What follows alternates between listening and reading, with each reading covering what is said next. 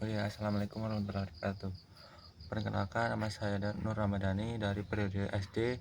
NIM saya 860367115. Jadi di sini saya akan menjelaskan tentang tugas video mencakup dengan yang pertama bagaimana filsafat ilmu mengawasi dan memperkuat eksperimentasi ilmiah secara nilai-nilai dalam ilmu pendidikan. Yang kedua, bagaimana pendidikan yang bermakna dan bernilai turut memperkuat perkembangan filsafat ilmu. Oke, yang ketiga, mengapa filsafat ilmu dapat disebut sebagai pisau analisis, ontologi, epistemologi, aksiologi dalam membedah persoalan-persoalan pendidikan.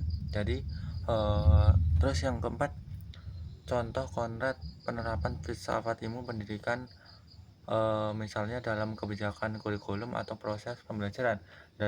Jadi di sini akan saya menjelaskan semuanya. Jadi yang pertama itu yang tadi, filsafat ilmu mengawasi dan memperkuat eksperimentasi keilmian serta nilai-nilai dalam ilmu pendidikan.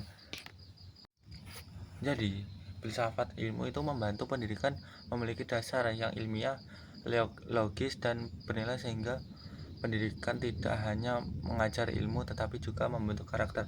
Jadi kita tuh diajarkan tuh nggak cuman ilmu doang di sini, jadi karakter juga. Oke, yang kedua, bagaimana pendidikan bermakna dan bernilai turut memperkuat perkembangan filsafat ilmu. Jadi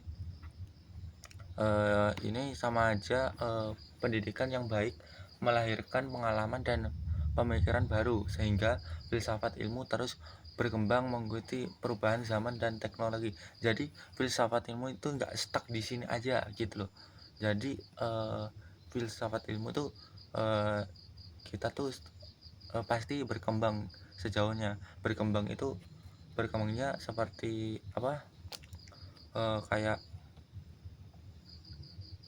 kayak kita tuh selalu berkembang melalui perkembangan zaman. Jadi yang dulunya kita belum modern, sekarang kita jadi modern gitu. Oke, lanjut yang ketiga, mengapa filsafat ilmu dapat disebut sebagai pisau analisis. Jadi di sini saya akan menjelaskan filsafat ilmu itu digunakan untuk menganalisis pendidikan melalui antologi hakikat gitu ya.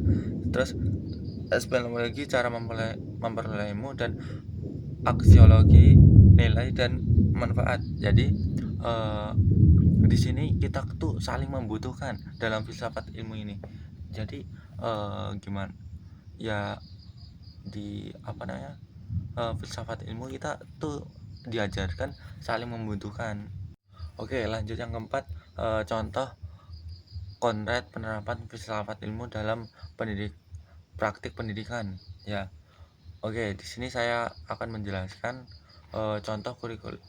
contohnya kurikulum merdeka yang pertama. Yang kedua, pendidikan karakter, pembelajaran diskusi dan proyek, serta pendidikan inklusif untuk semua siswa. Oke, jadi kurikulum kayak kurikulum merdeka itu kayak seperti siswa belajar lebih bebas dan aktif sesuai kemampuan. Yang kedua, pendidikan karakter itu membentuk sikap baik seperti jujur dan kedisiplinan. Yang ketiga itu diskusi dan proyek, itu siswa belajar aktif, bekerja sama, dan berpikir kritis. Terus yang keempat, pendidikan inklusif itu seperti semua siswa mendapat hak belajar yang sama tanpa membeda-bedakan. Jadi semua ini nih beda-beda semuanya tuh. Kurikulum merdeka itu seperti siswa lebih aktif belajar, pendidikan karakter itu membentuk sikap baik, mempelajarkan diskusi dan proyek, melatih kerjasama dan berpikir kritis, sedangkan pendidikan inklusif memberi kesempatan belajar yang sama bagi semua siswa. Oke, baik, sekian dari saya. Saya Heri, wassalamualaikum warahmatullahi wabarakatuh.